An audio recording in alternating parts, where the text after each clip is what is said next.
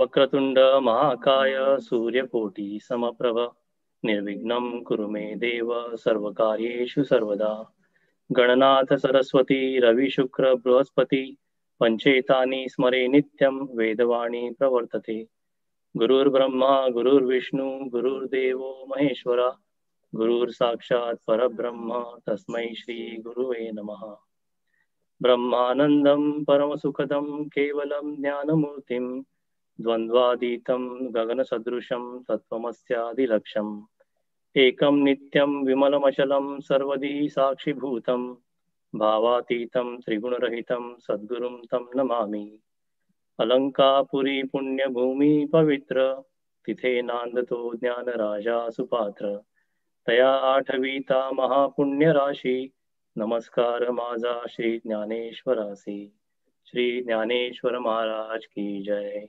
गोपाल कृष्ण भगवान की जय जय जय गुरुदेव दत्त. ठीक आहे. तर आज म्हणजे खूपच आनंदाचा दिवस आहे. एकतर या तुमच्या सगळ्यांच्या आशीर्वादाने आणि मदतीने ज्ञानेश्वरीचा अभ्यास वर्ग चालू होता आणि अजूनही विशेष म्हणजे माझे ज्ञानेश्वरीचे जे गुरु आहेत आकाशे काका त्यांचा आज वाढदिवस आहे आणि माझे ज्ञानेश्वरीवरती मी जे काही बोलायचो घरामध्ये त्याच्यामध्ये पहिली जी श्रवण करणारी आहे ती वर्षा, तिचा पण आज वाढदिवस आहे. तर या दोघा खास व्यक्तींचा वाढदिवस आहे आणि त्याच दिवशी ज्ञानेश्वरीचा अभ्यास वर्ग चालू होता. त्याच्यामुळे अजूनही खूप आनंद होतो मला. तर आज आजच्या वर्गामध्ये फक्त ऍक्च्युअल आपण ज्ञानेश्वरीच्या ओव्या वगैरे चालू नाही करणार आहे. फक्त मी थोडी बॅकग्राऊंड देतो, थोडी पार्श्वभूमी देतो ज्ञानेश्वरी महाराजांच्या चरित्रावरती आणि ज्ञानेश्वरी काय आहे, कशी आहे आणि त्याचा अभ्यास करावा याच्याबद्दल बोलणार. आणि पुढल्या वर्गापासून मग आपण एक एक अध्याय चालू करूया. तर त्याच्या आधी फक्त हे सगळं कसं चालू झालं, याच्या मागे काय भावना आहे, याच्या मागे पार्श्वभूमी काय आहे त्याच्याबद्दल थोडंसं बोलतो. तर अभ्यास वर्गाची प्रेरणा म्हणजे सर्वात पहिल्यांदा म्हणजे आई वडिलांपासूनच सुरुवात झाली. मी असं लहानपणीपासून काय असं मला जास्त विशेष असं आवड नव्हती. शाळेमध्ये कॉलेजमध्ये वगैरे असताना अध्यात्माची किंवा धर्माची किंवा अशा कुठल्याच गोष्टींची काही जास्त आवड नव्हती. असा मी गणेश भक्त होतो, मुळे तेवढीच काय गणपतीची पूजा वगैरे करायचो किंवा कुठलेही नवीन काम चालू करताना गणपतीची प्रार्थना करायचो तेवढंच. पण त्याच्यापेक्षा जास्त असं धार्मिक याच्यामध्ये काय माझं गती नव्हती. नंतर मी अमेरिकेत आलो. त्याच्यानंतर 2003 मध्ये जेव्हा तितिक्षाचा जन्म झाला त्याच्यानंतर काय कारण झालं मला माहित नाही, पण त्याच्यानंतर मला खूप अशी इच्छा झाली की गोंदवलेकर महाराजांची प्रवचनं, त्यांची पुस्तकं वाचावीत. मग आणि मला अजूनही त्याचं कारण काय कळत नाहीये, का मला ते वाटलं आणि गोंदवलेकर महाराजांचं प्रवचनच का वाटलं ते पण अजून माहित नाही. तर तेव्हापासून थोडंसं असं मला कुतूहल निर्माण झालं की आपल्या आधीचे जी माणसं येऊन गेली आहेत, जे संत आहेत, आता महाराष्ट्रामध्ये खूप मोठी संत परंपरा आहे, तर त्यांनी काय लिहून ठेवलं ते ऍटलिस्ट बघूया, वाचूया. आणि तेव्हा पण मला असं काय जास्त असं धार्मिक आध्यात्मिक या विषयावरती काय जास्त आवड नव्हती, पण फक्त कुतूहल होतं की काय लिहिलंय ते बघूया. आणि त्याच्या आधी मी शाळेमध्ये असताना एक मला वाटतं 8वी मध्ये तुकाराम महाराजांचा अभंग होता की ज्याच्यामध्ये म्हटलेलं एकच ओळ मला लक्षात राहिली की मन करारे प्रसन्न सर्व सिद्धीचे कारण. आणि ती काही कारणाने ती अगदी डोक्यामध्ये एकदम ठसून भरली होती. आणि जसं मोठा होत गेलो, जसे आयुष्यात अनुभव येत गेले तसे शेवटी असं तो विचार येत राहिला की आपल्याला जर आनंदी जीवन जगायचं आहे तर मन प्रसन्न असायला पाहिजे. हे असं म्हणजे इंडिपेंडेंटली स्वतःला असं कळायला लागलं. आणि नंतर मग तुकाराम महाराज काय सांगतात की त्याच्यावर पण खूप असं कुतूहल निर्माण झालं. तर त्याच्यानंतर तुकाराम महाराजांच्या नंतर मग गोंदवलेकर महाराजांची प्रवचनं वाचायला चालू केली. आणि मग आई दादांचा तिकडे मालाडला आप्पा ताई या दोघांचं असं अध्यात्म क्षेत्रामध्ये बरेचसे त्यांची ओळखी निर्माण झाल्या. मालाडच्या राम मंदिरामध्ये जाऊन बरेचशी अशी प्रवचन ऐकायला मिळाली. खूप संतांच्या भेटी झाल्या, खूप पुण्यात्मा लोक भेटली. आणि हळूहळू अशी लोक जेव्हा भेटायला लागली, मग त्यांच्यामध्ये जो असा माणुसकीचा जो ठसा उमटायला लागला, की खरोखर ज्या माणसांचं अंतःकरण अगदी शुद्ध असतं, त्यांच्याशी भेटून आपल्याला कसा आनंद मिळतो ते हळूहळू कळायला लागलं. आणि तिथून मग अजूनही आवड निर्माण झाली. नंतर मग आई दादा जेव्हा राम मंदिरात जायला लागले, तेव्हा बरेच वर्षापासून तिकडे आगाशे काका त्यांची ज्ञानेश्वरीवरती प्रवचनं चालू असायची. आणि मी जेव्हा जेव्हा फोन करायचो, तेव्हा आई दादा आप्पा ताई सगळे त्यांच्याबद्दलच बोलायचे. मग शेवटी 2006 मध्ये वगैरे तिकडे गेलो होतो मालाडला. तेव्हा बहुतेक यांची भेट झाली. मी आप्पा आणि आगाशे काका भेटलो.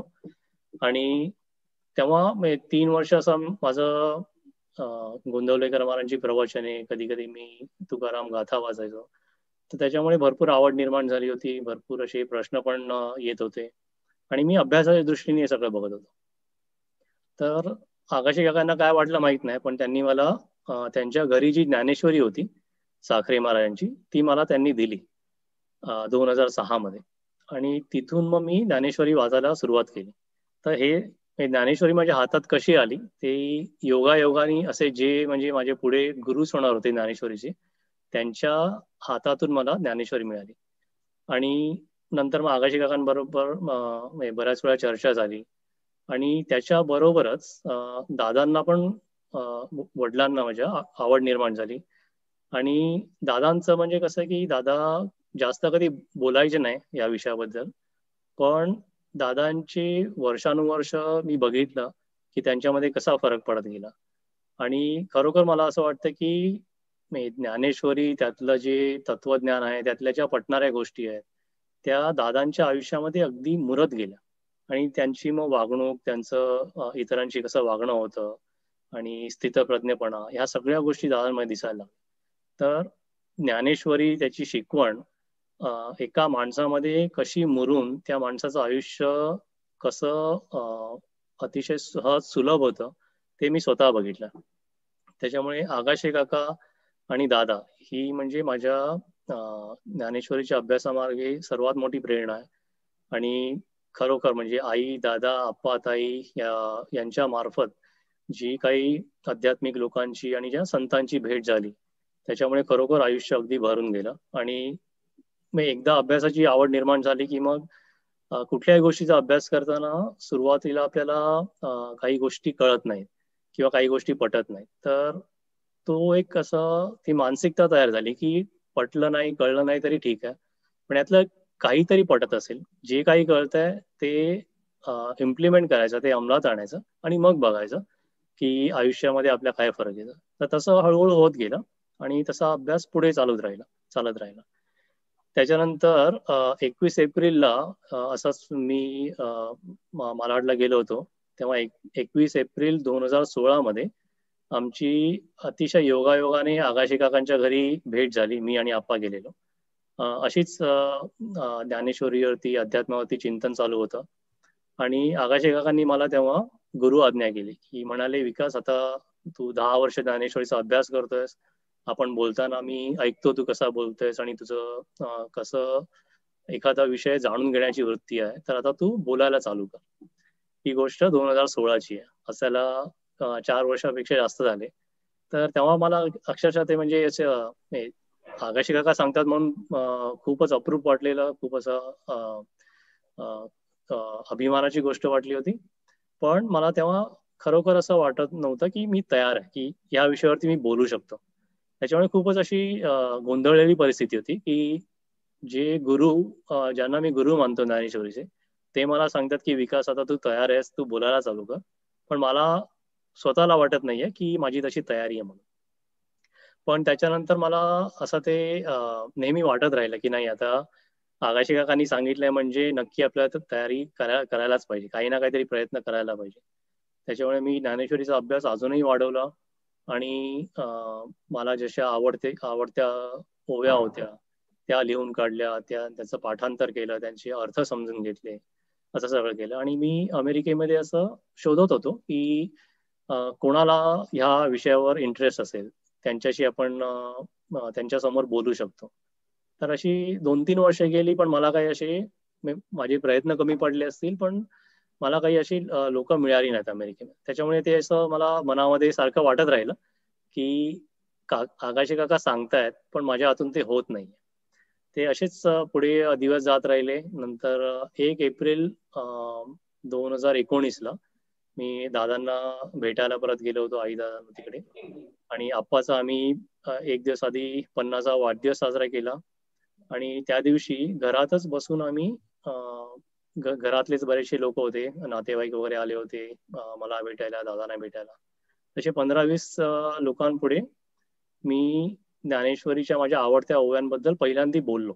आणि त्याला पण काही असं काही स्ट्रक्चर नव्हतं, पण असंच बोललो.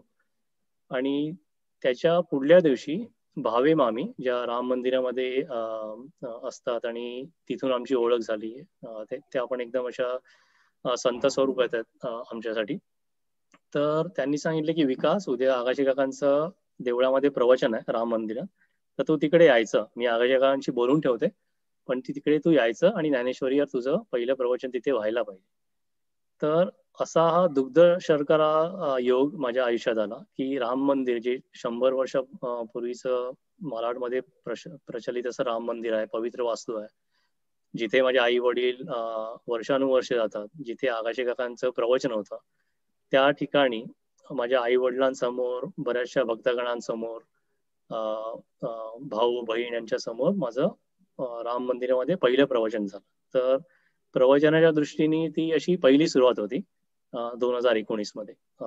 तर त्याला म्हणजे 1 वर्ष आलं. आणि त्याच्यानंतरही मी बरेचसे प्रयत्न करत होतो, पण तेच म्हणजे माझ्या प्रयत्नांमध्ये कमी पडली.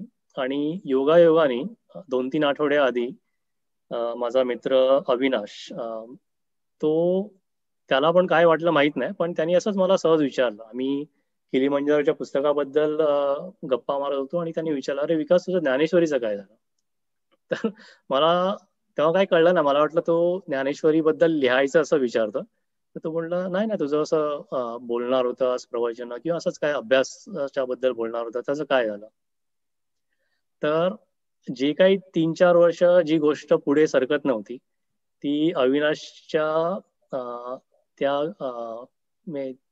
तो जे बोलला त्याच्यामुळे मला खरोखर ते एकदम ट्रिगर झालं, म्हणजे ठिणगी पडतं तसं झालं.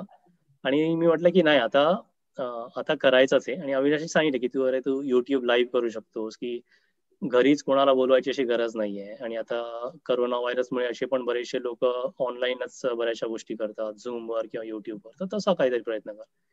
तर असं आता वाटतं, अरे किती साधी गोष्ट होती ही, आधी डोक्यात का आली नाही. पण नाही आली माझ्या 4 वर्ष डोक्यामध्ये. पण त्या अविनाशच्या त्या बोलण्यामुळे माझ्या ते डोक्यामध्ये प्रेरणा आली आणि लगेच आम्ही सुरुवात केली. तर खरोखर मी अविनाशचा पण आभारी आहे. आणि तुम्ही सगळे आहात, ती एक म्हणजे मोठी गोष्ट आहे माझ्यासाठी की तुमच्या समोर हे सगळं अभ्यासवर्गाची सुरुवात होते. आणि याचा करण्याचा उद्देश काय आहे की मी तर अजूनही शिकतोच आहे. मला वाटतं ज्ञानेश्वरी शिकणं हा जन्माजन्मीचा अभ्यास आहे. तर तो अभ्यास चालूच राहील माझा. पण खरोखर याचा उद्देश असा आहे की आगाशी काकांनी सांगितलंय की विकास, तुला हे बोलायचं आहे, त्याच्यामुळे गुरु आज्ञा आणि गुरुसेवा हा सर्वात माझा पहिला उद्देश आहे. की मला गुरूंनी सांगितलंय बोलायला चालू कर, त्याच्यामुळे मला बोलायचं आहे. नंतर जेव्हा आपण बोलतो एखाद्या विषयाबद्दल, नाही काही थोडासा अभ्यास झाला असेल, पण जेव्हा बोलतो तेव्हा अजूनही शिकायला मिळतं. तर दुसरा उद्देश असा आहे की मला हे तुम्हाला सांगताना मला त्याच्यातून अजूनही शिकायला मिळेल, तो उद्देश आहे. आणि तिसरा म्हणजे स्वतःची आध्यात्मिक उन्नती करायची, की याच्यामध्ये कोणाला काही शिकवायचं आहे, मला खूप माहिती आहे म्हणून सांगायचं आहे, हा काहीच उद्देश नाही आहे. याच्यामध्ये फक्त स्वतःची उन्नती करायची आहे. आणि अध्यात्म हा अभ्यास कुठेही म्हणजे जनरली पण बघितलं तर स्वतःच्या उन्नतीसाठी, याच्यामध्ये दुसऱ्यांना काही दाखवायची गोष्ट नाहीये. जे काय ते स्वतःला समजत राहील की आपलं मन कसं शांत राहतंय की नाही, आपल्याला आनंद मिळतोय की नाही, की हा एकच उद्देश आहे आणि ती एकच परीक्षा आहे. तर या सगळ्या बोलण्यामध्ये आणि माझ्या बोलण्यामध्ये बऱ्याच वेळा प्रवचनामध्ये किंवा सांगताना येईल की मला असं वाटतंय, मला असं वाटतंय. तर तेव्हा पण मी सांगण्याचा त्या सांगण्याचा अर्थ असा असेल की मी अभ्यास करतोय, मला या विषयाची पूर्ण माहिती नाहीये, पण थोडंसं जे काही कळलंय ते मी सांगतोय. त्या उद्देशाने मला असं वाटतंय, असं अशा तोंडातून शब्द जाईल माझ्या. त्याचा अर्थ असा नाही की मला सगळं माहिती आहे आणि मला सगळं कळतंय आणि म्हणून मी सांगतो. तर तेच म्हणजे याच्या मागे शिकण्याचा उद्देश आहे आणि जे काही थोडंफार मला माहिती आहे ते तुमच्या सारख्या लोकांसमोर ज्यांना खरोखर इंटरेस्ट आहे याच्यामध्ये त्यांच्याबरोबर शेअर करायचं आणि तुमच्याकडून अजून शिकायचं, हे उद्देश आहे. आणि अभ्यास वर्गाची रचना कशी ठेवली की दर रविवारी आपण US टाइम प्रमाणे 11 वाजता, भारतीय वेळेप्रमाणे 8:30 वाजता याची सुरुवात करू. जवळजवळ 30-45 मिनिटं मी अध्याय आणि ओव्यांच्या अर्थाबद्दल बोलीन आणि मग शेवटी आपण 10-15 मिनिटं त्याच्यावरती चिंतन आणि चर्चा करू. तशी अभ्यास वर्गाची रचना असेल. आता थोडक्यात आपण संत ज्ञानेश्वर आणि ज्ञानेश्वरी यांच्या पार्श्वभूमीबद्दल बोलावं. आणि तुम्ही पण आता कुठल्याही गोष्टींचा अभ्यास करत असाल तर त्या गोष्टीसाठी, त्या अभ्यासासाठी आपण नेहमी त्याची पार्श्वभूमी, त्याचं कॉन्टेक्स्ट काय आहे त्याच्याबद्दल ते माहिती असेल तर त्या गोष्टीचा अभ्यास चांगल्या पद्धतीने होऊ शकतो. तर ज्ञानेश्वरी जेव्हा लिहिली तेव्हा आता 13व्या शतकामध्ये ज्ञानेश्वर महाराजांनी लिहिली आहे ज्ञानेश्वरी. तर त्यावेळेला परिस्थिती कशी होती? त्यावेळेला रावांचं यादवकालीन साम्राज्य होतं. भारतीय संस्कृती किंवा भारतीय परंपरा अतिशय उच्च अवस्थेमध्ये होती. म्हणजे तेव्हा कुठली अशी आक्रमणं नव्हती किंवा समाजामध्ये अशी बरेचसे अनरेस्ट वगैरे असं काही नव्हतं. त्याच्यामुळे खूप असं स्थैर्याचं वातावरण होतं. फक्त एवढंच होतं की त्याच्यावरती धर्माचा खूप पगडा होता. आणि धर्म म्हणजे आता धर्म बऱ्याच वेगवेगळ्या पद्धतीने सांगता येईल, पण त्यावेळी धर्माचा जो पगडा होता तो बराचसा असा कठोर होता. तर त्यावेळची परिस्थिती कशी होती की बरेचशी जी आपली धर्मशास्त्र आहेत, विद्या आहेत, त्या वेदांमध्ये, भगवद्गीतेमध्ये अशा संस्कृत भाषेमध्ये लिहिल्या होत्या. आणि त्या संस्कृत भाषेचा बहुजन समाजाला, बऱ्याचशा लोकांना त्याच्या काही माहिती नव्हती. त्याच्यामुळे ते जे ज्ञान होतं ते त्या भाषेमध्येच राहिलं होतं. जास्त लोकांना त्याच्याबद्दल काही माहिती नव्हतं. त्याच परिस्थितीमध्ये हे जे ज्ञानेश्वर महाराजांचे आई वडील आहेत, त्यांचं योगायोगाने त्यांचंही नाव विठ्ठलपंत आणि रुक्मिणीबाई होतं. तर ते असेच म्हणजे आपेगावला नाही, ते आळंदीला होते आणि त्यांचं ब्राह्मण कुलामध्ये जन्म झाला आणि त्यांचा अभ्यास वगैरे सगळं चालू होता. सात्विक वृत्तीचे होते विठ्ठलपंत. आणि त्यांचं लहानपणापासूनच अगदी अध्यात्माकडे खूप वैराग्य दृष्टीकडे असं खूप ओढ होता. पण त्यांचा जेव्हा ब्रह्मचार्याश्रम झाला, त्यांचं शिक्षण झालं, तेव्हा त्यांचं लग्न करायचं ठरवलं आणि त्यांचं एका अनुरूप मुलीबरोबर, रुक्मिणीबाईंबरोबर लग्न झालं. पण लग्नानंतरही त्यांचं संसारामध्ये काही मन रमेना. तर काही ठिकाणी असं म्हटलंय की त्यांनी बायकोला विचारून संन्यास घेतला, काही ठिकाणी म्हटले त्यांना न सांगता संन्यास घेतला. पण कसंही असू दे की लग्नानंतर काही वर्षांनी त्यांना अजूनही वैराग्य वृत्ती आली आणि ते म्हणाले की मला हे संसार वगैरे हे माझ्यासाठी काय जमणार नाहीये, तर मी संन्यास घेतो. आणि त्यांनी संन्यास घेतला आणि तसे ते पैठणला गेले, बऱ्याचशा ठिकाणी तीर्थयात्रा केल्या आणि असेच फिरत फिरत परत ते आणि त्यांचे गुरु महाराष्ट्रामध्ये आले. आणि काही कारणांमुळे त्यांच्या गुरूंना कळलं की माझ्या बरोबर हा जो शिष्य आहे तो त्याचं लग्न झालेलं आहे आणि तो त्याचा संसार अर्धवट सोडून माझ्याकडे आला. तर त्यांनी म्हटलं की विठ्ठलपंत, तुम्ही असं करू नका, तुम्ही तुमचा गृहस्थाश्रम पूर्ण करा आणि त्याच्यानंतर मग संन्यासाश्रमामध्ये या. म्हणजे तुमची जी जबाबदारी आहे नवरा म्हणून, वडील म्हणून, संसारी माणूस म्हणून जी जबाबदारी आहे ती पूर्ण करा आणि मग परत संन्यासामध्ये या. आणि असं करून त्यांनी विठ्ठलपंतांना परत पाठवलं. आणि मग विठ्ठलपंत आले आणि परत रुक्मिणीबाईंबरोबर संसार चालू झाला. पण हे जे त्यांच्या गुरूंनी सांगितलं होतं ते आळंदीतल्या त्यावेळचे जे ब्राह्मण होते त्यांना ते अजिबात पटलं नाही. की त्यांना असं वाटलं की यांनी धर्म भ्रष्ट केला. आणि तेव्हा चतुर्वर्ण आणि चतुराश्रम असे, चतुर्वर्ण म्हणजे ब्राह्मण, क्षत्रिय, वैश्य आणि शूद्र, आणि चतुराश्रम म्हणजे ब्रह्मचर्य आश्रम, गृहस्थ आश्रम, संन्यास आश्रम आणि वानप्रस्थ आश्रम. याचा खूप पगडा होता. याच्यामध्ये अगदी समाज खूप बांधलेला होता. तर त्यावेळच्या जे अगदी धर्मपंडित होते आळंदीचे, त्यांना हे आवडलं नाही आणि त्यांनी विठ्ठल पंतांना आणि त्यांच्या कुटुंबाला वाळीत टाकलं. त्यांचा सतत उपवास होत राहिला, त्यांना खूप त्रास दिले समाजाने.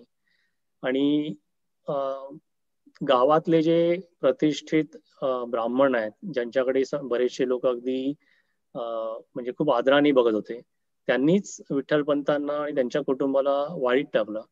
त्याच्यामुळे सगळ्याच गावकऱ्यांनी, त्यांच्या नातेवाईकांनी त्यांना वाळीत टाकलं.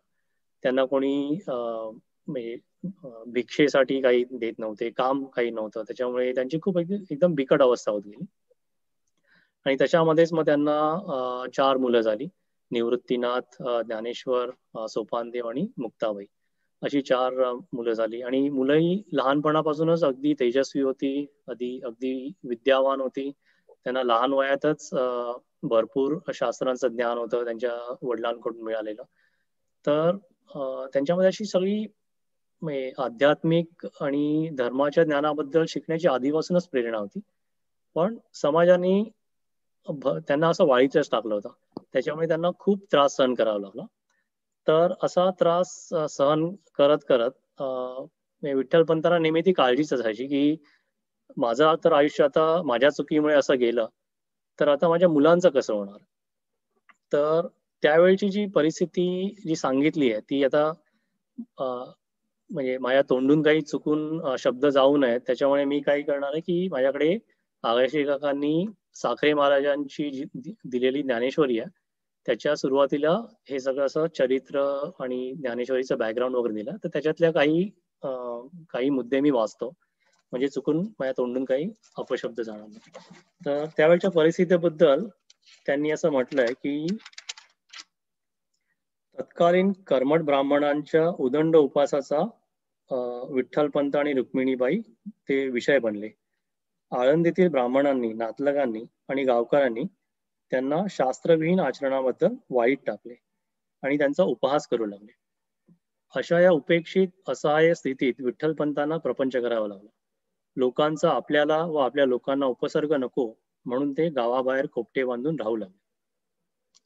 तर अशा परिस्थितीमध्ये त्यांनी संसार चालू ठेवला, मुलांना शिकवणं चालू ठेवलं.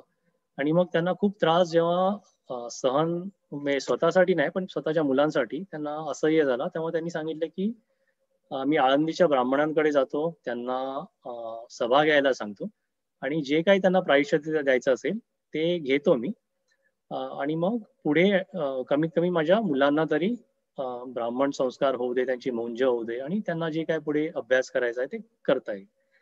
पण त्यावेळचे जे आळंदीचे ब्राह्मण होते त्यांनी ते सगळं अमान्य केलं. ते म्हणाले की तू खूप घोर पाप केलायस, तू गृहस्थाश्रमामधून संन्यासाश्रमामध्ये गेलास आणि संन्यासाश्रमामधून गृहस्थाश्रमामध्ये आला. त्याच्यामुळे तू भ्रष्ट आहेस आणि तुझी मुलं, जी संन्यासाची मुलं आहेत, ती पण धर्माच्या दृष्टीने भ्रष्ट आहेत. त्याच्यामुळे आम्ही तुम्हाला काही करू शकत नाही. तर ह्या ज्ञानेश्वरीमध्ये असं म्हटलंय की सत्य धर्माचा गाभा सोडून नरवंटीची उपासना करणाऱ्या तत्कालीन पंडितांना विवेकजन्म मनुष्य सुचला नाही. त्यांनी ही संन्यासाची पोरे म्हणून त्यांना अंत्यजापेक्षाही पतित मानले. त्यांची सावली देखील आपल्या अंगावर पडणार नाही याची दक्षता घेतली. म्हणजे इतका त्रास त्यावेळच्या ह्या प्रवृत्तींनी, कर्मठ प्रवृत्तींनी ज्ञानेश्वर महाराज, त्यांचे भाऊ, त्यांचे आई वडील याला सगळ्यांना दिले. आणि नंतर मग विठ्ठलपंत म्हणाले आळंदीचे लोक ऐकत नाहीत तर मी आता पैठणला जातो. पैठणला अजूनही म्हणजे समजा हाय कोर्ट आहे आणि सुप्रीम कोर्ट आहे, तर पैठणला त्यावेळेला कदाचित सुप्रीम कोर्ट असावं. तर तिकडे गेले तर त्या पैठणच्या ब्राह्मणांमध्ये म्हणजे बरेचसे काही लोक त्यांना अशी खूप म्हणजे विठ्ठलपंतांबद्दल आपुलकी होती. तर त्यांनी सगळी शास्त्र, धर्मशास्त्र शोधून काढली, पण ते म्हणाले की आपल्या धर्मशास्त्रामध्ये ह्याला कुठेच पाठिंबा नाहीये की अशा पापाला कुठेच प्रायश्चित्त नाही.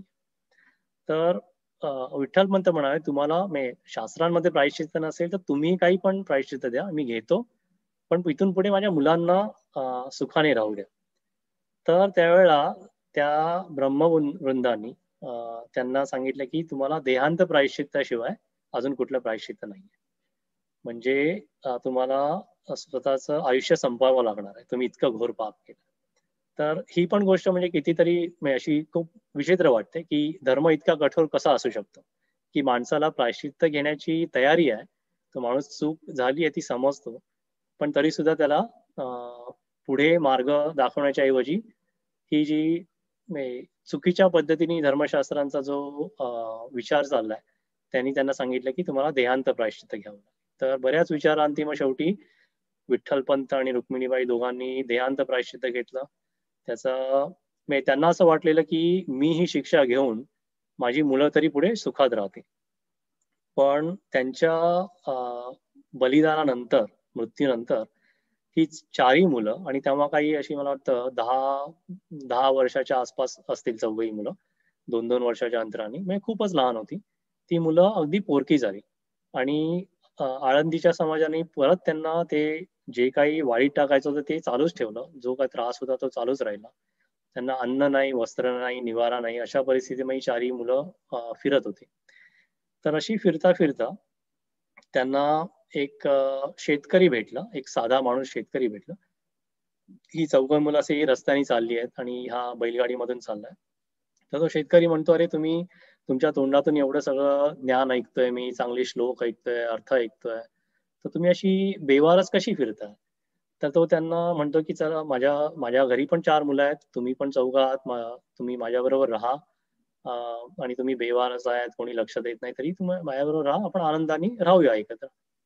आणि मग ज्ञानेश्वर महाराज निवृत्तीनाथ त्यांना सांगतात, की आम्हाला म्हणजे थोडक्यात त्यांना सांगतात, की काय झालंय, का ते पोरकी झाली आहेत आणि धर्माचा त्यांना चुकीच्या अर्थामुळे त्यांना कसा त्रास होतोय. तर तेव्हा तो जो शेतकरी सांगतो ते खूप अशी अगदी म्हणजे शिकण्यासारखं आहे. तो म्हणतो, की "धर्म वगैरे बाळांनो मला काही कळत नाही. मी शेतकरी आहे. मी दिवसभर शेतामध्ये काम करतो, घाम गाळतो. अ, सगळ्या घरातल्या लोकांची काळजी घेतो. माझ्या समाजामध्ये आहेत त्यांना जितकी मदत होऊ शकेल तेवढी मदत करतो आणि जसा वेळ मिळेल तसं मी भगवंताचं नाव घेतो. माझ्यासाठी हाच धर्म आहे आणि बाकी मी असंच आयुष्य व्यतीत करणार आहे. काम करा, कर्तव्य करा, लोकांशी प्रेमाने वागा आणि भगवंताचं नाव घ्या. आणि जेव्हा आपला मृत्यू होईल तेव्हा लोकांनाच विचार करायचा आहे. तेव्हाच फक्त काय धर्माचा जो विषय प्रश्न येईल, की त्या शरीराला जाळायचं आहे का पुरायचं आहे? एवढाच धर्माचा प्रश्न आहे. त्याच्याशिवाय मला धर्माचं काही घेणं-देणं नाहीये. शेवटी मनुष्य धर्म हा सर्वात श्रेष्ठ धर्म आहे.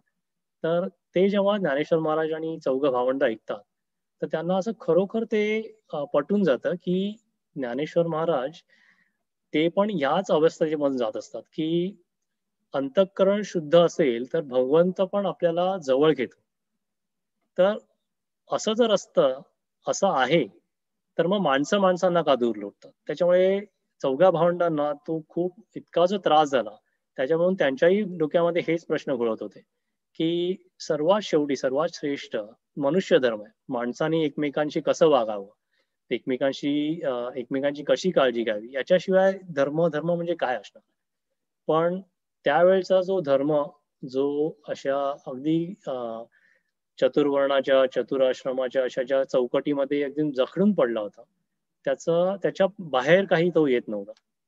आणि त्याच्यामागे खरोखर जे ज्ञान अडकून पडलेलं होतं, ते लोकांना सांगण्याचं का असं जे कार्य होतं ते कोणीच करत नव्हतं. त्याच्यामुळे ज्ञानेश्वर महाराजांना असं वाटलं, की हा अज्ञानाचा अंधकार संपूर्ण याच्यामध्ये समाजामध्ये आहे.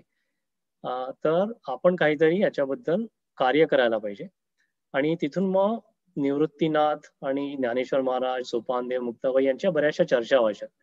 तर त्या चर्चांबद्दल पण या साखरे महाराजांच्या ज्ञानेश्वरीमध्ये खूप असे महत्त्वाचे गोष्टी लिहिल्या.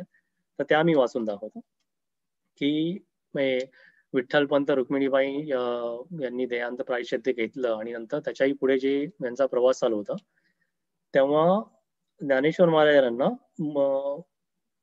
चिंता होती की मला जर ब्राह्मण म्हणून जर पुढे काम करायचं, कार्य करायचं असेल, जे लोकांना ज्ञान सांगायचं असेल, लोकांना धर्म काय ते नीट समजून सांगायचं असेल, तर माझी संस्काराप्रमाणे माझी मुंज व्हायला पाहिजे. त्याला उपनयन म्हणतात. त्याच्यात असं लिहिलंय की उपनयनाची चिंता आता ज्ञानदेवाला लागून राहिली होती. तो सदानकदा हा विषय काढून निवृत्तीनाथांना उपनयनाविषयी काहीतरी प्रयत्न केलाच पाहिजे असा आग्रह धरू लागला. पण निवृत्तीनाथांची या संबंधीची भूमिका अगदी वेगळी होती. आता याच्यामध्ये कळून येतं की निवृत्तीनाथ जे ज्ञानेश्वर महाराजांचे गुरु होते, त्यांची विचार करण्याची पद्धत आणि ज्ञानेश्वर महाराजांची विचार करण्याची पद्धत कशी वेगळी होती ती याच्यामध्ये दिसून येते. निवृत्तीनाथांची या संबंधीची भूमिका अगदी निराळी होती. ते ज्ञानदेवांना म्हणत, अरे ज्ञानदेवा, आपल्यासारख्या जन्मजात जीवनमुक्तांना या 16 संस्कारांची आवश्यकताच काय? शास्त्रोक्त संस्कार कशासाठी? जीवनाच्या कर्मरहाटीपासून मुक्त होण्यासाठीच ना? तर मग आपण हे जीवन जगतो आहोत ते मुक्ताचे नाही तर कोणाचे? तू वर्णाश्रम धर्माप्रमाणे, कुळधर्माप्रमाणे करावयाच्या संस्काराचा आग्रह सोडून दे. आपण वर्णाश्रम धर्माच्या, कुळधर्माच्या पलीकडे गेलेलो आहोत.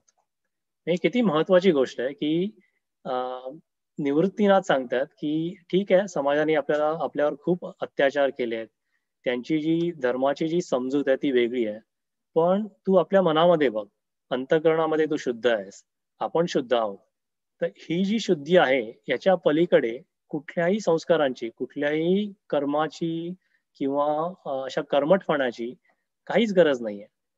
ही जी गोष्ट आहे ती मला खूप महत्वाची वाटते. आणि ही म्हणजे आपण प्रत्येक जण त्याच्याबद्दल विचार करू शकतो की आपण जर खरोखरच अंतःकरणातून अगदी अगदी पवित्र झालो, शुद्ध होत गेलो, तर मग अजून कसलीही कुठल्याही सोपस्कारांची, संस्कारांची तशी गरज नसते.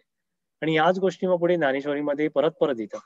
की एक ओवी आहे की ज्ञानेश्वर महाराज म्हणतात की एकी भक्ती मी जाणे, तेथ साने थोर न म्हणे, आम्ही भावाचे पाहुणे भलते. आपण पुढे जाऊन या सगळ्या डिटेलमध्ये बघूया. पण त्याचा अर्थ असा आहे की पै एकी भक्ती मी जाणे, मला फक्त भक्तीच समजते. तेथ साने थोर न म्हणे, मग तिथे लहान मोठा याचा काहीच संबंध येत नाहीये. आम्ही भावाचे पाहुणे भलते या, म्हणजे फक्त भक्तिभाव असेल तर देवामध्ये आणि मनुष्यामध्ये काहीच अंतर नसायला पाहिजे. त्याच्यामध्ये कोणी घ्यायला नाही पाहिजे. तर ही जी गोष्ट आहे ती निवृत्तीनाथांकडून कळते. नंतर सोपानदेवांची पण भूमिका अशीच होती. ते म्हणाले, ज्ञानोबा दादा, अरे माणसाला प्राप्त होणारी मुक्तावस्था वर्णाश्रमाच्या, कुळधर्माच्या अभेद्य चौकटीत राहून प्राप्त होत असते की बंधनातीत अशा उन्मुक्त जीवन जगणाऱ्या उच्च मानसिक अवस्थेत? व्यास, वाल्मिकी, वसिष्ठ यांचे तरी कुळ किंवा जाती शुद्ध कुठे आहेत? आपल्याला जीवनमुक्तीचा मार्ग आपल्या गुरु परंपरेतून निवृत्ती दादाच्या पुण्याईने प्राप्त झालेला आहे. तेव्हा तू या मुंजीचा आग्रह सोडून दे आणि तू आपल्या अभ्यासाला सुरुवात कर. तर भावंडांची आपापसात विचार असे वेगळे होते. पण ज्ञानेश्वर महाराजांचा आय थिंक मी जेव्हा जेव्हा विचार करतो, मला असे ज्ञानेश्वर महाराजांमध्ये एक असे क्रांतिकारक किंवा असे रिबेल दिसतात. तर दोघही भाऊ त्यांना हे सांगतायत की तू हे सोडून दे, मुंजीच्या मागे लागू नकोस. पण ज्ञानेश्वर महाराजांना त्यातल्या त्यात अन्यायाबद्दल खूप चीड होती. आणि त्यांची भूमिका कशी वेगळी होती की ज्ञानदेवांना या दोघा भावंडांची भूमिका मान्य होती, परंतु त्यांच्यातला विचारवंत सदैव जागृत असे. धर्माच्या ज्या खोट्या आणि विपरीत आचरणामुळे सामाजिक आणि वैयक्तिक जीवनात एवढे अनर्थ माजले आहेत, त्या धर्माचे खरे स्वरूप समाजाला कोणीतरी सांगितलेच पाहिजे. हे ज्ञानेश्वर महाराजांना त्यांची खरोखर जबाबदारी वाटली की नाही, हे अन्याय सहन नाही करायला पाहिजे, अन्यायाचा प्रतिकार, अन्यायाविरुद्ध लढा द्यायलाच पाहिजे. तर इथे भावंडांमध्ये थोडेसे वेगळेसे विचार असे दिसून येतात. आणि तिथून पुढे मग निवृत्तीनाथांनी म्हटलं की ज्ञानेश्वर ज्ञानदेव महत्वाकांक्षी आहेत, पण त्यांना पण आपण जरा व्यवस्थित असं मार्गदर्शन करून त्यांच्याकडून हे कार्य करून घ्यायचं. तर अशा गोष्टी, असे अनुभव आपल्या पण आयुष्यात बऱ्याच ठिकाणी येतात की आपल्याला आपल्या समाजात आयुष्यात काय चाललंय तर ते पटत नाही किंवा अन्याय असं दिसतं. तर अन्यायाविरुद्ध लढा कसा द्यावा, की मी काही जणांशी बोललोही आहे आधी की अंधार आहे, अंधार आपल्याला आवडत नाही, अंधारातून उजेड निर्माण करायचा, तर उजेड कसा निर्माण करावा? एक तर आहे की अंधाराच्या गाभाऱ्यामध्ये जाऊन, म्हणजे आपण स्वतः त्या अंधारात जाऊन, गाभाऱ्यामध्ये जाऊन एक मोठा प्रकाश निर्माण करायचा. तो एक मार्ग आहे. पण त्याच्यामध्ये कसं आहे की आपल्याला सतत त्या अंधाराविरुद्ध लढा द्यावा लागेल. तो एक मार्ग आहे. आता काही आपल्या श्रोत्यांमध्ये आय-टी मध्ये काम करणारे बरेचसे लोक आहेत. तर आपण असे जेव्हा नवीन प्रोजेक्ट इम्प्लिमेंट करतो, तेव्हा अशी अप्रोच असतात की बिग बँग अप्रोच आहे किंवा फेज्ड अप्रोच आहे. तर एक कुठली गोष्ट बदलायची आहे, तर एकदमच बदलायची का हळूहळू बदलायची? तर तसाच हा प्रकार आहे की अंधाराच्या गाभाऱ्यामध्ये जाऊन अंधार नष्ट करायचा, तो एक प्रकार आहे. त्याला मी बिग बँग म्हणतो. आणि दुसरं काय आहे की अंधाराच्या कडेवरून हळूहळू अंधार कमी करून अ, त्या अंधाराचं मग एकदा कमी कमी होत गेलं की मग तो अंधार आपोआप नष्ट होईल. तर त्याच्यामध्ये काय आहे की आपल्याला त्या अंधाराच्या गाभाऱ्यात जायची गरज नाहीये. हळूहळू करून अंधार कमी करायचा. तर हळूहळू मग निवृत्तीनाथांनी ज्ञानेश्वर महाराजांना अशी प्रेरणा देत गेले की बघ, आपल्याला ते शेतकरी ज्यांनी आपल्याला जेव्हा खूप समाजाने आपल्याला टाकलं होतं, ज्या शेतकऱ्यांनी भोळ्या भाबड्या लोकांनी आपल्याला आधार दिला, अशा लोकांमध्ये ज्यांच्यामध्ये भक्तिभाव जिवंत आहे, ज्यांच्यामध्ये माणुसकी जिवंत आहे, अशा लोकांना आपण खरोखर जे आपल्या शास्त्रांमध्ये सांगितलंय ते सांगायला पाहिजे. तर असे हळूहळू म्हणजे हे विरुद्ध, धर्मपंडितांबद्दल त्यांच्या विरुद्ध भांडण्यापेक्षा आपण अशा लोकांमध्ये जाऊन अ, भगवद्गीतेचा जो अर्थ आहे त्यांना समजेल अशा पद्धतीने सांगायला पाहिजे. तर अशा दृष्टीने आपण कार्य सुरुवात करायला पाहिजे. तर ह्या विचारावरती चौघा भावंडांचं एकमत झालं आणि मग त्यांनी हळूहळू भगवद्गीतेवरती ज्ञानेश्वरी जी त्यावेळची जी भाषा होती प्राकृत म्हणून, तर त्या भाषेमध्ये त्यांनी बोलायला चालू केलं आणि नेवासाला जाऊन ज्ञानेश्वर महाराजांनी जेव्हा ज्ञानेश्वरीवर ते बोलायला लागले, तेव्हा त्या एक म्हाळसा देवीचं मंदिर होतं. त्या देवळामध्ये एक सच्चिदानंद बाबा म्हणून होते. त्यांनी मग ज्ञानेश्वरी प्राकृतमध्ये लिहायला चालू केली. त्याला हे 1290 मध्ये झालं. तेव्हा जेव्हा त्यांनी भगवद्गीतेचं भाषांतर केलं. आता भगवद्गीतेमध्ये 700 श्लोक आहेत. पण ते संस्कृत भाषेमध्ये असल्यामुळे सर्वसामान्य जनतेला कळायचे नाही किंवा जे त्यावेळचे धर्मपंडित होते त्यांना जे सांगायचं आहे तोच अर्थ, अशी त्यावेळची पद्धत होती.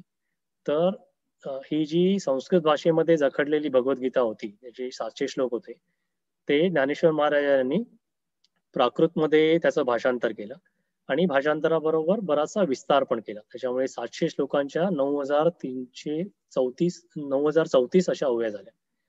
तर ह्या ज्या भावार्थ दीपिका तेव्हा त्याचं नाव होतं. परंतु ज्ञानेश्वर महाराजांनी लिहिली म्हणून त्याला आपण ज्ञानेश्वरी म्हणतो. तर ज्ञानेश्वर महाराजांनी त्याच्या बरोबर अजूनही त्यांचं लेखन आहे. त्यांनी अमृतानुभव म्हणून एक ग्रंथ लिहिला आहे. चांगदेव पासष्टी म्हणून लिहिले आणि काही अभंग लिहिले. ते अभंगांमधले बरेचसे अभंग हरिपाठामध्ये सामील आहेत. त्याच्यामध्ये तुकाराम महाराजांचे पण अभंग आहेत. तर असं ज्ञानेश्वर महाराजांचं साहित्य आहे. पण सर्वात जास्त आपण भावार्थ दीपिका किंवा ज्ञानेश्वरी हेच समाजामध्ये जास्त माहिती आहे. आणि मग शेवटी ज्ञानेश्वर महाराज 20-21 वर्षाचे असताना त्यांनी जेव्हा बऱ्याच ठिकाणी अशी तीर्थयात्रा केली, भावार्थ दीपिकेबद्दल, भगवद्गीतेबद्दल सांगितलं, त्यावेळच्या बऱ्याचशा संतांबद्दल बरोबर भेटून तीर्थयात्रा केली, समाज प्रबोधन केलं आणि मग शेवटी त्यांना अशी इच्छा झाली की आता माझं कार्य संपलंय आणि मग त्यांनी संजीवन समाधी घेतली आळंदीमध्ये. तर असं हे जे ज्ञानेश्वर महाराजांचं चरित्र आहे ते मला वाटतं आपल्या सगळ्यांना माहिती असणं खूप महत्वाचं आहे. आणि का महत्वाचं आहे की 15-16 वर्षाची मुलं अन्यायाबद्दल कसा प्रतिकार देतात, त्यावेळची जी प्रचलित प्रथा आहेत चुकीच्या होत्या, हे माहिती असून ते समजून घेऊन त्याच्याबद्दल अभ्यास करून ही जी प्रवृत्ती आहे ती खरोखर प्रेरणादायी प्रवृत्ती आहे आणि ती आपण म्हणजे प्रत्येक माणूस आपल्या आयुष्यामध्ये ती वापरू शकतो. म्हणजे ज्ञानेश्वर महाराज भगवंताचा अवतार होते हे अशा सगळ्या गोष्टी म्हणण्यापेक्षा त्यांच्या चरित्रावरून प्रेरणा घेऊन त्यांच्या शिकवणीतून आपण शिकून आपण सुद्धा स्वतःमध्ये आणि आपल्या समाजामध्ये आपल्या आजूबाजूचे लोक आहेत त्यांच्यामध्ये बदल घडवून आणू शकतो त्यांच्यामध्ये आपण अजूनही चांगल्या पद्धतीने प्रबोधन करू शकतो. त्याच्यासाठी मला वाटतं ही खूप महत्वाची पार्श्वभूमी आहे. मी म्हटल्याप्रमाणे भगवद्गीता जेव्हा ज्ञानेश्वर महाराजांनी प्राकृतमध्ये लिहिली, त्याच्या आधी भगवद्गीतेवर वेगळ्या भाषेमध्ये कोणीच लिहिलं नव्हतं. त्याच्यामुळे भगवद्गीतेमधली ही सर्वात जुनी आणि प्राकृतमध्ये लिहिलेली सर्वात पहिली टीका आहे. आणि जास्तीत जास्त त्यांचा भर आहे मनुष्य धर्म आणि भूतदया याच्यावर सर्वात जास्त त्यांचा भर आहे. आणि म्हणजे दोन गोष्टी याच्यामध्ये अतिशय म्हणजे मला तर वाटतं क्रांतिकारक गोष्टी होत्या, की आध्यात्मिक क्षेत्रात सर्व थरातील लोकांना भक्तीसारख्या एकात्मभावात गुंफण्याचं कार्य ज्ञानेश्वर महाराजांनी केलं, की समस्त समाजाला आपल्या धर्मामधला आपल्या शास्त्रांमधला खरा अर्थ काय आहे तो सांगण्याचं जे कार्य आहे ते ज्ञानेश्वर महाराजांच्या आधी कोणीही केलं नव्हतं. त्याच्यामुळे त्यांनी खरोखर लोकशाही निर्माण केली अध्यात्म क्षेत्रामध्ये. आणि दुसरं एक महान कार्य केलं की प्राकृत भाषेला, जी मराठीच्या आधीची जी भाषा होती, तिला त्यांनी प्रचलित केलं की ह्या भाषेमध्येही आपण भगवद्गीतेचा अर्थ सांगू शकतो.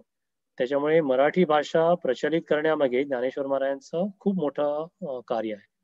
आणि तिथून पुढे आपण नेहमी म्हणतो की ज्ञानदेवे रचिला पाया, तुका झालासे कळस.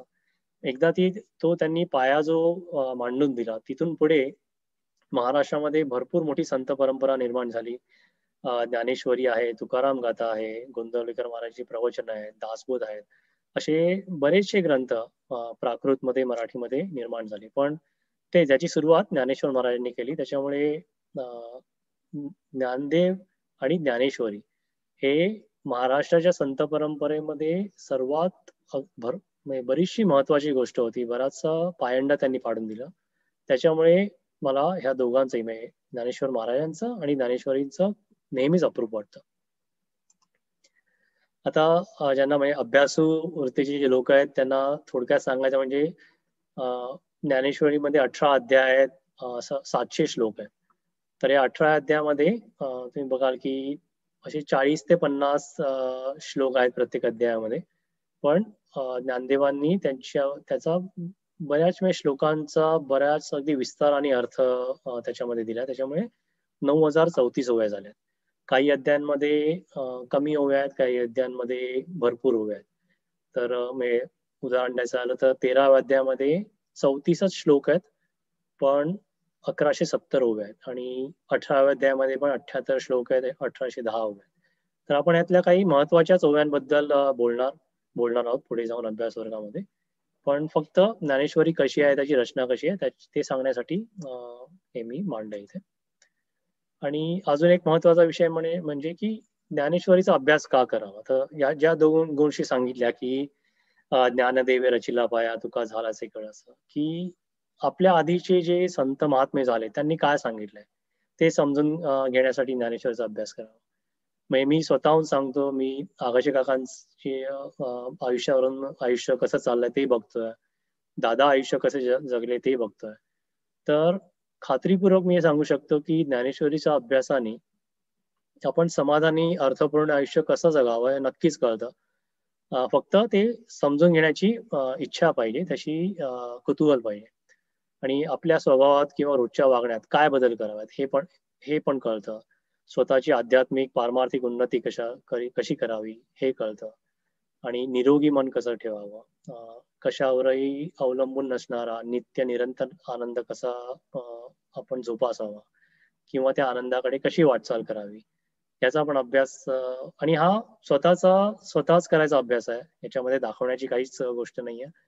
पण मी माझ्या अभ्यासावरून हे सांगू शकतो की जो काही आपला आयुष्याचा प्रवास चाललाय, की आपण प्रपंचामध्ये गुरफटलेलो आहोत, आपले सुख दुःख चालू आहे, तर हा जो प्रवास आहे तर तो हळूहळू अभ्यास करत करत जिथे आनंद गर्भ आहे, जिथे अगदी आपण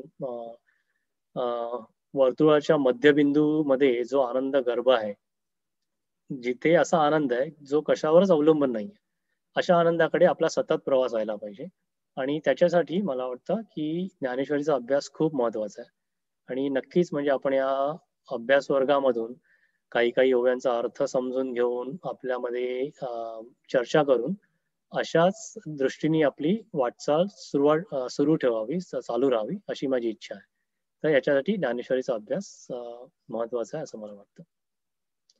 आणि हे सगळं म्हणजे ज्ञानेश्वरीची पार्श्वभूमी, ज्ञानेश्वरीचा अभ्यास का करावा हे सांगून मी आजचं जे निरूपण आहे, आजची जी चर्चा आहे इथे माझं जे सांगणं आहे ते इथेच संपवतो.